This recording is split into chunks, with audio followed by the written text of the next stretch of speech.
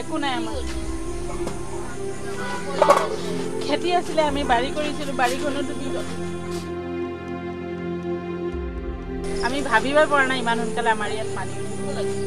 আমি অকল পৰাণটো লৈ পেলাই বাচিলোঁ আৰু ইমানখিনি এতিয়া আৰু আমাৰ একো নাই মানে টেঙাখাটৰ ঘুমতাল অঞ্চলত আছোঁ দিনৰ ভাগত ইয়াতে মথাউৰি ছিঙি আচলতে কেইবাখন গাঁৱত প্লাবিত হৈছে আৰু ইয়াৰ ফলত যথেষ্ট লোকৰ হাৰাশাস্তি হৈছে আৰু যিসকল প্লাবিত হৈছে বা জলমগ্ন হৈছে সেইসকল লোক নিৰাপদ স্থানত তেওঁলোকে আছে অৰ্থাৎ মথাউৰিত তেওঁলোকে বসবাস কৰিবলগীয়া হৈছে আমি নিশাৰ ভাগত ND24 ইয়াত চাবলৈ আহিছোঁ তেওঁলোকক খবৰ ল'বলৈ আহিছোঁ আচলতে কিদৰে আছে তেওঁলোকে কি খাইছে কেনেদৰে আছে সহযোগীয়ে প্ৰথমতে দৃশ্যটো দেখাই ল'ব এয়া হৈছে সেই ঘুমতাল অঞ্চলৰ যিটো মথাউৰি ছিঙিছিলে মথাউৰি এটা অংশত এইদৰে পৰিয়ালসমূহ এইদৰে তেওঁলোকে নিশাৰ ভাগত বসবাস কৰিছে আৰু কেনেদৰে আছে হয়তো ছবিখন দেখিলে আপোনালোকে ইয়াত অনুমান কৰিব পাৰিছে তেওঁলোকে কি খাইছে কেনেকৈ আছে সমফলে ইয়াতে দেখিছোঁ বাইদেউ এগৰাকীয়ে জুইশালত অস্থায়ী জুইশালত বহি আছে বাইদেউ অকণমান যদি আপুনি চিধা হৈ দিয়ে মানুহগৰাকী সহযোগে দেখাব কি ৰান্ধিছে আচলতে তেওঁলোকে এনেকৈ ধৰণে এইফালে আৰু এটা দৃশ্য প্ৰথমতে দেখাই ল'ব ওচৰতে পানী আছে পানী এইটো মথাউৰি এই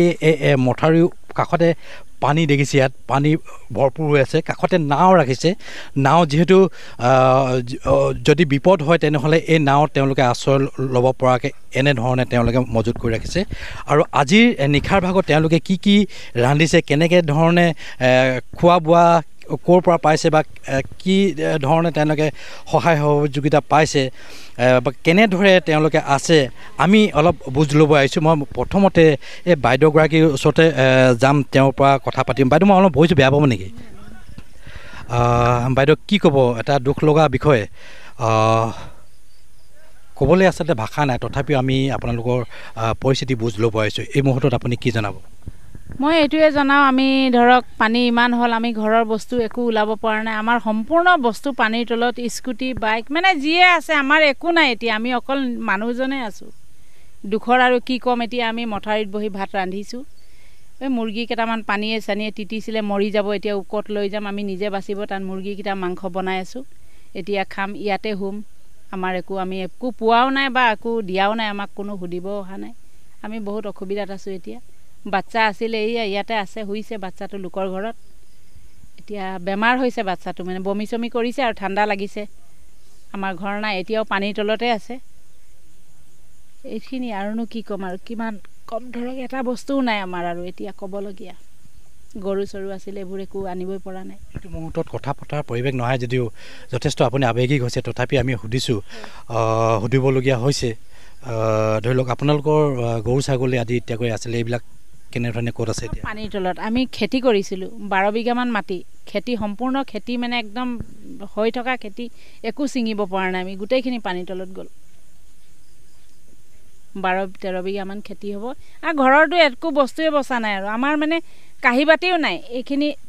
জাৰ তাৰপৰা খুজি আনি আমি ৰান্ধিছোঁ এতিয়া খাইছোঁ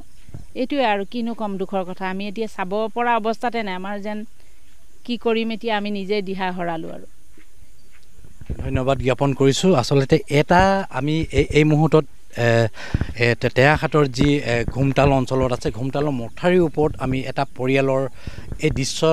দেখাইছোঁ যথেষ্ট পৰিয়াল শ পৰিয়াল এই মথাউৰিত তেওঁলোকে জীৱন নিৰ্বাহ কৰিবলগীয়া হৈছে আৰু এটাই আমি জনাম অতি শীঘ্ৰে যাতে এই বান পৰিস্থিতি নিয়ন্ত্ৰণ হওক চৰকাৰেও আহি তেওঁলোকে যিমানখিনি পায় তেওঁলোকক সহায় সহযোগিতা আগবঢ়াওক আমি তাকে কামনা কৰিছোঁ